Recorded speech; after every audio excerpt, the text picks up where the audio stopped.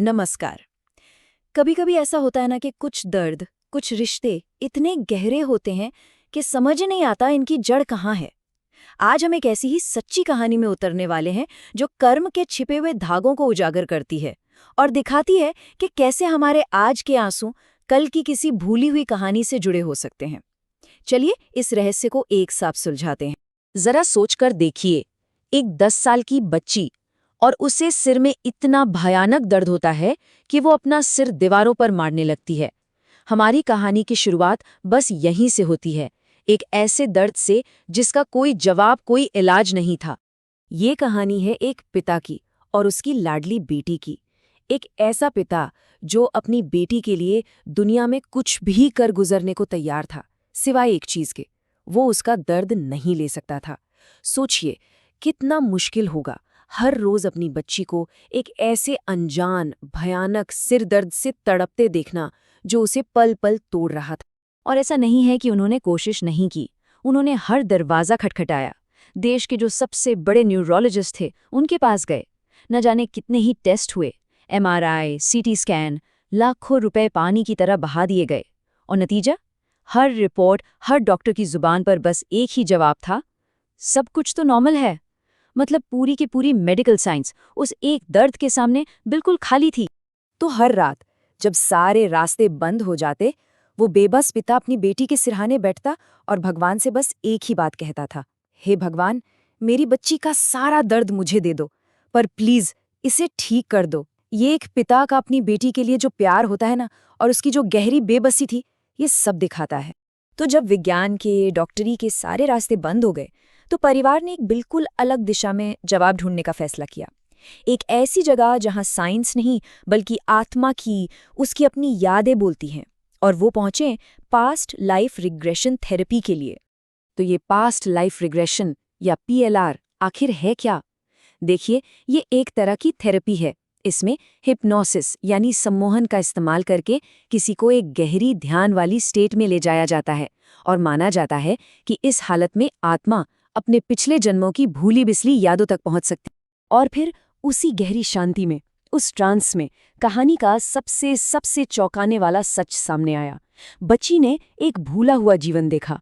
उस जीवन में वो और उसके आज के पिता, पता है कौन थे? दुश्मन थे। एक भयानक झगड़ा हुआ और उस झगड़े में आज के पिता की आत्मा ने गुस्से में एक भारी पत्थर उठाया और सीधा उसके सिर पर दे मारा। बस उस एक चोट से उसकी बहुत ही दर्दनाक मौत हो गई और उसकी आखिरी सांसों में सिर्फ दर्द था और बदले की एक जबरदस्त आग थी। अब ये खुलासा जितना डरावना था ना, उतना ही जरूरी भी था, क्योंकि इससे ये साफ हो गया कि बच्ची का दर्द कोई बीमारी थी ही नहीं, ये तो कर्म का तराजू था जो बस अपना हिसाब बराबर कर रहा था। चलिए समझते हैं कि ये कॉस्मिक जस्टिस, ये ब्रह्मांडीय न्याय आखिर काम कैसे करता है। ये स्लाइड कर्म के इस हिसाब को एकदम साफ साफ दिखाती है। देखिए, पिछले जन्म में आत्मा ए यानी आज के पिता ने दर्द दिया था, वो अटैकर था, और आत्मा बी यानी आज की बेटी ने दर्द सहा था, वो विक्टिम थी। अब इस जन्म में क्या हुआ? पासा पलट गया। आत्मा बी को वही दर्द फिजिकली महसूस हो रहा है और आत्मा ए यानी पिता उसे बेबसी में देखकर मेंटल पेन, मानसिक पीड़ा झेल रहा है। और मजे की बात यह है कि वो अपनी सेवा से, अपने समय और पैसे से अनजाने में ही अपना वो पुराना कर्ज चुका रहा है। एकदम परफेक्ट कर्म की बैलेंस शीट। तो सबसे जरूरी बात जो समझने की है वो ये है कि बच्ची का सिरदर्द कोई मेडिकल प्रॉब्लम, कोई बीमारी थी ही नहीं। ये तो पिछले जन्म के उस भयानक दर्द की एक याद थी, एक तरह की पेन एनर्जी जो आत्मा में कहीं बैठ गई थी और अब इस जन्म में शरीर के जरिए बाहर निकल रही थी। अब देखिए, जब घाव शरीर पर हो ही नहीं बल्कि आत्मा पर हो, तो दवा भी तो बाहर से नहीं, अंदर से ही आएगी ना। और इस सदियों पुराने जख्म का मरहम सिर्फ एक छोटा सा शब्द था, माफी, फॉरगिवनेस। तो थेरेपिस्ट ने उस बच्ची को उसी ट्रांस की हालत में गाइड किया और उससे एक बहुत ही सिंपल लेकिन बहुत पावरफुल बात कहलवाई, मैं इस आत्मा को माफ करती हूँ, मेरा हिसाब पूरा हुआ, माई अकाउंट इज सेटल्ड। और यकीन मानिए, जैसे ही बच्ची के मन से माफी का ये भाव निकला, वो जो दर्द की याद थी, जो सदियों से एक नेगेटिव एनर्जी की गांठ बनकर आत्मा में बंधी हुई थी, वो एक झटके में खुल गई और उसका सिर दर्द हमेशा हमेशा के लिए गायब हो गया। ये कहानी सिर्फ एक प्रॉब्लम और उसके सल्यूशन की नहीं है। नहीं, ये हमें डिवाइन जस्टिस यानी ईश्वरीय न्याय की एक बहुत गहरी समझ देती है। ये सिखाती है कि कर्म कोई सजा नहीं है, बल्कि ये सुधरने का, खुद को बेहतर बनाने का एक मौका है। अक्सर हम सुनते हैं ना कि भाई बुरे कर्म करोगे तो अगले जन्म में कीड़े मकोड़े या जानवर बन जाओगे। लेकिन क्या ये सच में ऐसा है? डिवाइन जस्टिस का जो सिद्धांत है वो कुछ और कहता है। वो कहता है कि अपनी गलती सुधारने का असली मौका तो सिर्फ और सिर्फ इंसान के जन्म में ही मिलता है। क्यों? क्योंकि एक जानवर बदला तो ले सकता है, लेकिन पछतावा, सेवा ये सिर्फ एक इंसान ही कर सकता है। सोचिए जरा, भगवान ने उन दो दुश्मन आत्माओं को इतने करीबी रिश्ते, मतलब बाप बेटी के रूप में ही क्यों जन्म दिया? अरे, क्योंकि दुश्मन बनकर तो सिर्फ बदला ही लिया जा सकता था, लेकिन जो पुरानी नफरत की गांठ थी उसे तो सेवा और प्यार से ही मिटाया जा सकता था।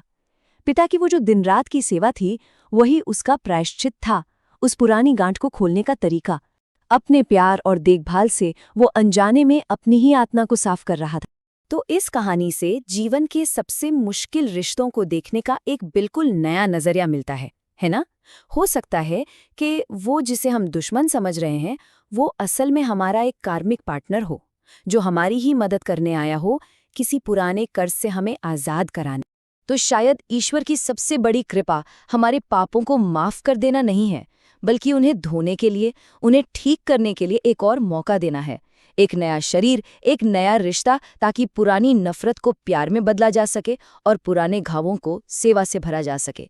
ये कहानी हम सभी को रुककर सोचने पर मजबूर करती है कि हमारे जीवन में जो मुश्किल रिश्ते हैं वो असल में हमें क्या सिखाने आए हैं।